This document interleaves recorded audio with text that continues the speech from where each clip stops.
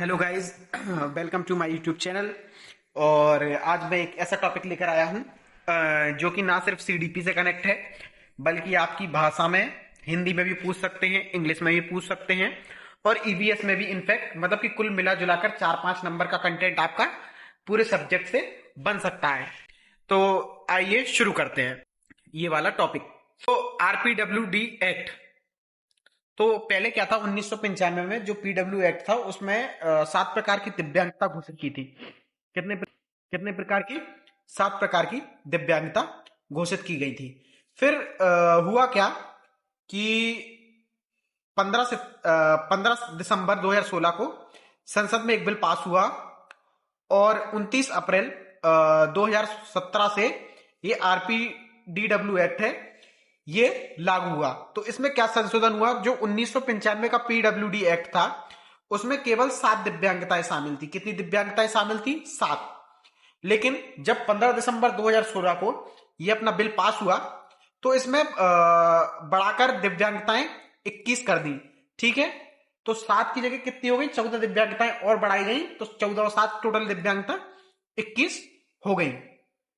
और इससे क्या हुआ कि सरकारी नौकरी में पहले 3% आरक्षण था। इससे पहले जो हमारा 2017 में जो हमारा एक्ट लागू हुआ, आरपीडब्ल्यूडी एक्ट, तो इसमें 3% आरक्षण था पहले, लेकिन फिर ये बढ़ाकर 4% कर दिया गया। और इसमें क्या प्रावधान रखे गए? निःशुल्क शिक्षा, जैसे कि आप देखते हैं कि सामान्यता 6 से 14 होती है, लेकिन ये दिव्यांगता अधिकार के नियम अनुसार 6 से 18 वर्ष तक के जो बच्चे हैं उनके लिए मुफ्त शिक्षा और अनिवार्य शिक्षा आरटी कहती है। लेकिन उसके लिए क्राइटेरिया क्या है कि जो दिव्यांगता होनी चाहिए वो कम से कम कितने परसेंट होनी चाहिए? 40% दिव्यांगता होनी चाहिए, तो उस चीज का उन बच्चों को फायदा मिल सकता है। आइए हम देखते हैं 21 दिव्यांगताएं कौन कौन सी हैं। सबसे पहले है ब्लाइंडनेस, दृष्टिहीनता। ठीक है, दृष्टि का पूर्ण रूप से अभाव, पूरी तरह से आंख से ना दिखना, अंधा एक प्रकार से होना, तो ये एक प्रकार की दिव्यांगता है। उसके बाद आता है लो विजन, मतलब कि कम दृष्टि। उपचार के बाद भी देखने की क्षमता सीमित होना। क्या होता है कि कई बार उपचार होता है, डॉक्टर के पास जाते हैं बच्चे या बूढ़े या बुजुर्ग जैसे भी लोग हों, ठीक है, सब मतलब बचपन से तो बूढ़े होंगे, कहने का मतलब ये मेरा।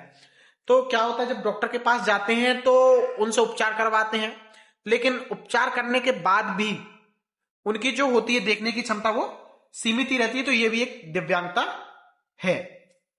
फिर आते हैं लेप्रोसी क्योर्ड पर्सन, मतलब कि कुष्ठ रोग। कुष्ठ रोग भी एक दिव्यांगता के अंदर आता है। कुष्ठ रोग से ठीक हुए व्यक्ति जिनमें संवेदनशीलता की कमी रह जाती है, इनमें क्या होती है, इनकी सेंसरी ऑर्गन जो रहते हैं इनके, उनके जो सेंसेस में थोड़ा क्या होती है, कमी आ जाती है। कुष्ठ रोग के कारण व्यक्तियों में संवेदनशीलता की कमी आ जाती है। तो जो हमारा कुष्ठ रोग है वो भी 21 दिव्यांगताओं में से एक है। उसके बाद है हियरिंग इंपेयरमेंट, श्रवण बाधित, deaf and hard of hearing, मतलब कि सुनने में पूर्ण या आंशिक क्षमता वाले भी इस दिव्यांगता के अंदर आएंगे, तो ये चौथी दिव्यांगता है। 5वें पर आते हैं लोकोमोटर डिसेबिलिटी, गति विषयक दिव्यांगता, मतलब कि हड्डियों से, जोड़ों से, मांसपेशियों की समस्या से चलने में कठिनाई, मतलब कि जो दिव्यांगता है हमारी हड्डी से, हाथ पैर, मतलब कि गामक क्रियाओं से जो जुड़ी हैं उनको लोकोमोटर डिसेबिलिटी के अंदर रखा गया है। डॉर्फिज्म, मतलब कि बौनापन, मतलब कि अगर किसी व्यक्ति की हाइट 4 फुट 10 इंच है, वयस्क अवस्था में भी उसकी जो हाइट है वो 4 फीट 10 इंच है या उससे कम है, तो उसको भी काय में रखा गया है? दिव्यांगता के अंदर रखा गया है। उसके बाद आते हैं इंटेलेक्चुअल डिसेबिलिटी, बौद्धिक दिव्यांगता। तो ये इसमें क्या होता है, सीखने में, तर्क करने में और दैनिक अनुकूलन में गंभीर समस्या होती है। ठीक है, तो बौद्धिक रूप से तर्क वगैरह नहीं कर पाते, उतने एबल नहीं रहते बौद्धिक रूप से, दिमागी तौर से। फिर आते हैं मेंटल इलनेस, मानसिक बीमारी, इसको भी जो है दिव्यांगता की कैटेगरी में रखा गया है। इसमें सोचने, व्यवहार या मूड का विकार जो सामान्य जीव को प्रभावित करता है। इसके बाद आते हैं ऑटिज्म, इसका एक और नाम है स्पेक्ट्रम डिसऑर्डर।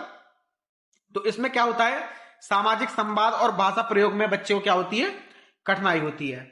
इसके बाद सेरेबल पाल्सी, प्रमस्तिष्क घात, मतलब कि इसमें क्या होता है, जब मस्तिष्क में क्षति होती है तो मस्तिष्क में क्षति के कारण शरीर की गतियों और संतुलन में समस्या होती है, मतलब कि कोऑर्डिनेशन नहीं बन पाता है।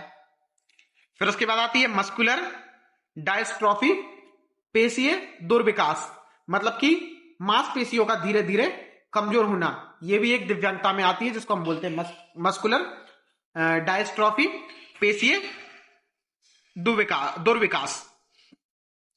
फिर उसके बाद आता है क्रोनिक न्यूरोलॉजिकल कंडीशन। इसमें क्या होता है, तंत्रिका तंत्र से जुड़ी पुरानी बीमारी, उदाहरण अल्जाइमर वगैरह होते हैं। ठीक है, आगे बढ़ते हैं। अगली डिसेबिलिटी स्पेसिफिक लर्निंग डिसेबिलिटी है, जो पढ़ने में, लिखने में, गणित हल करने की विशिष्ट क्षमताओं में समस्या उत्पन्न करती है। स्पेसिफिक लर्निंग डिसऑर्डर भी दिव्यांगता में रखा गया है।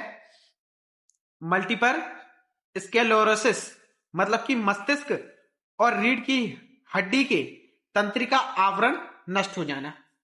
ठीक है, तो इसको भी दिव्यांगता के अंदर रखा गया है। स्पीच एंड लैंग्वेज डिसेबिलिटी, शब्द से ही आपको समझ में आ रहा होगा कि बोलने और भाषा व्यक्त या समझने में स्थायी अक्षमता। थैलेसीमिया, थैलेसीमिया क्या है, वंशानुगत रक्त विकार है। इसमें क्या होता है, हीमोग्लोबिन की कमी होती है। हीमोफीलिया, ये भी जन्मजात विकार है, इसमें रक्त का थक्का ना जमने का ये विकार है। इसके बाद आते हैं सिकल सेल, ये तो आपने बहुत कॉमन सुना होगा सिकल सेल। इसमें क्या होती है, लाल रक्त कोशिकाएं जो होती हैं, आरबीसी होती हैं, हाशिए के आकार की हो जाती हैं, सिकुड़ जाती हैं आरबीसी। आगे बढ़ते हैं। Multiple disabilities including deaf blindness, एक साथ दो या दो से अधिक दिव्यांगता, जैसे अंधेपन के साथ बहरापन। तो मल्टीपल जो डिसेबिलिटी है उनको भी दिव्यांगता में रखा गया है। एसिड अटैक विक्टिम जो है उनको भी दिव्यांगता के अंदर रखा गया है। पार्किंसन डिसीज या पार्किंसन रोग जिसको हम बोलते हैं, ये 21वीं दिव्यांगता है। इसमें केंद्रीय तंत्रिका, मतलब कि जो हमारा ब्रेन होता है, ब्रेन की तंत्रिका तंत्र का रोग है, जो शरीर में कपकपी और सुस्ती पैदा कर देता है। तो ये 21 डिसेबिलिटीज जो मुख्य रूप से हैं, आपको होपफुली समझ में आ गई होंगी। और इनमें जो सबसे ज्यादा प्रमुख जिसमें से क्वेश्चन पूछे जाते हैं, अब हम वो देखने जा रहे हैं कि जिन प्रमुख हमारे डिसेबिलिटी रहती है, लर्निंग डिसेबिलिटी, उनसे क्वेश्चंस आते हैं, कैसे आते हैं। तो अब मैं आपको ये मुख्य बता रहा हूं जहां से क्वेश्चन बनते हैं। बट क्या हुआ था कि अभी पिछली बार जैसे हमने देखा था कि आरपीडब्ल्यू एक्ट से एक दो क्वेश्चन बने थे इससे पहले क्वेश्चन नहीं बनते थे, बट आरपीडब्ल्यूडी एक्ट से भी क्वेश्चन बनने लगे हैं। इसलिए मैंने आपको 21 दिव्यांगताएं बताई हैं। अगर इनको भी देख लेंगे तो आपको आपका कोई ज्ञान घटेगा नहीं, क्योंकि क्या होता है, हो सकता है इस बार 21 दिव्यांगता में से कोई एक दिव्यांगता डालकर आपसे क्वेश्चन पूछ सकता है, तो इसलिए ये मेरा बताना फर्ज था। बट जो मोस्टली जो क्वेश्चन आते हैं अब मैं वो पढ़ाने जा रहा हूं जहां से मोस्टली क्वेश्चन आते हैं। सबसे पहले है डिसलेक्सिया, लेक्सिया। अब लेंस, आंखों में क्या होता है, लेंस से लेक्सिया, ये याद करने की ट्रिक हो गई। लेंस से क्या हो जाएगी, लेक्सिया। तो डिसलेक्सिया जो बीमारी, जो अपनी रीडिंग डिसेबिलिटी है, ठीक है, लर्निंग जो डिसऑर्डर है अपना, तो इसमें क्या होता है, पढ़ने में, स्पेलिंग पहचानने में और शब्दों के उच्चारण में समस्या होती है। अब इसमें क्या होता है, बच्चा शब्दों को उल्टा पढ़ लेता है, या फिर बी को डी पढ़ता है, या जो वॉज लिखा है उसको सौ पढ़ लेगा, मतलब उल्टी तरीके से पढ़ लेगा, है ना, उल्टे क्रम में पढ़ लेगा। जैसे कि वॉज लिखा है, वॉज ऐसे पढ़ा जाना था, इस तरीके से लेफ्ट टू राइट, बट क्या करेगा, जिसको डिसलेक्सिया होगा वो उसको उल्टा पढ़ लेगा। ठीक है, इसमें एक पॉइंट और याद रखने वाली बात है कि जो पढ़ेगा गलत वो लिखेगा भी गलत। तो अगर मान लीजिए भविष्य में अगर आपसे ऐसा क्वेश्चन पूछ लिया जाता है कि अगर आपसे क्वेश्चन पूछ ले कि अगर बच्चा गलत लिख रहा है तो और ऑप्शन में डिसलेक्सिया भी है तो उत्तर आपको डिसलेक्सिया ही लगाना पड़ेगा, क्योंकि जो बच्चा पढ़ेगा गलत तो वो लिखेगा भी गलत। ठीक है, आगे बढ़ते हैं डिस्ग्राफिया की ओर। शब्द से ही समझ में आ रहा है, ग्राफ्स, ग्राफ मतलब लिखने वाली चीज, तो लिखने से संबंधित ये लर्निंग डिसऑर्डर है।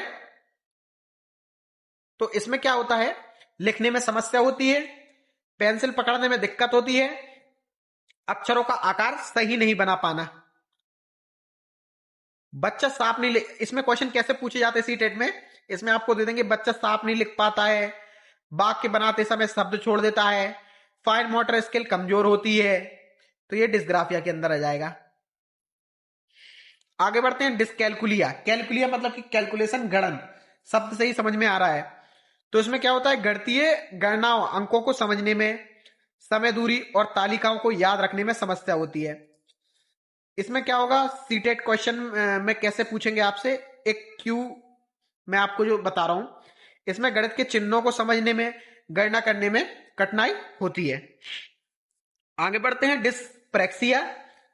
पैर, पैर शब्द आ रहा है मतलब कि मोटर शब्द से जुड़ा हुआ है, मोटर मतलब कि हाथ पैर की गतिविधि से ये जुड़ा हुआ है, ये आप समझ लीजिए।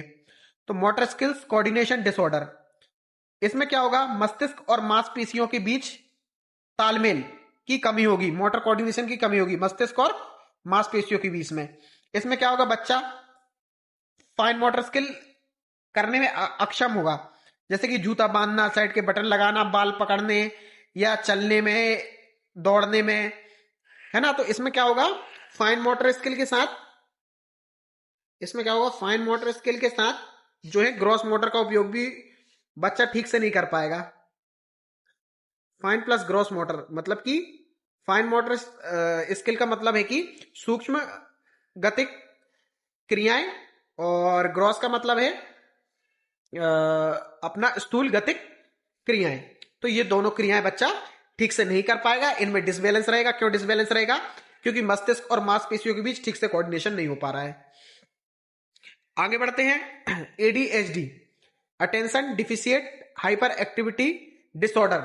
तो एक चीज है मैं जो आपको बोलने जा रहा हूं कि आप लोग कृपया इसका नाम जो है इंग्लिश में याद करने की कोशिश करें, क्योंकि हिंदी में कई बार अजीब से वर्डिंग दे देते हैं जिससे आपको समस्या होगी।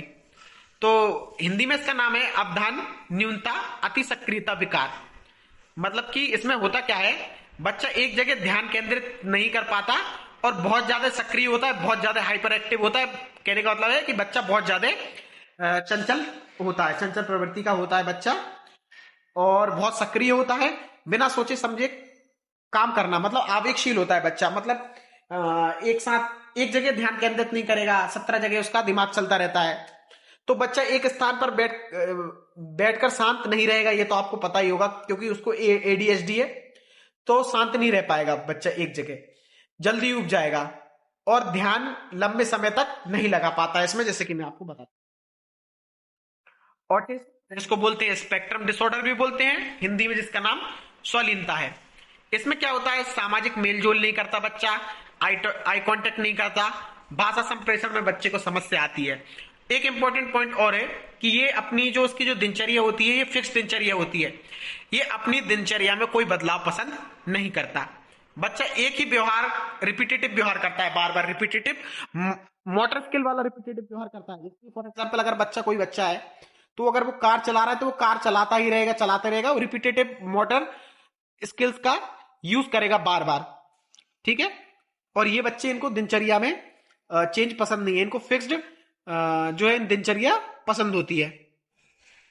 डिस्मॉर्फिया, तो जो डिस्मॉर्फिया है आप समझ सकते हैं इस शब्द से ही कि ये जो है